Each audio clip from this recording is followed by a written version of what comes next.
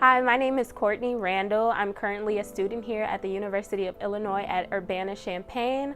I'm studying integrative biology with a minor in Spanish and cultural analysis. The Animal Biology AAP Summer Research Fellowship program is a collaboration between the Department of Animal Biology and the Access and Achievement program, which is in the College of LAS. And this fellowship provides paid research opportunities for students in the Access and Achievement program to do summer research in the biological sciences.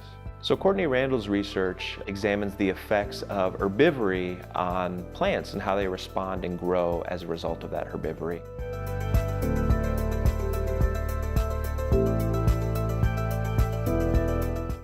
In this lab, we work with plants. The specific plant that we work with is Arabidopsis.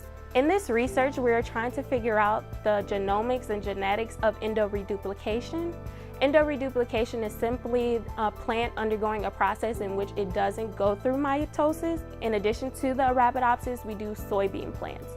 So we do RNA extractions, reverse transcriptase. We also do different experiments related to the genetic makeup of a plant.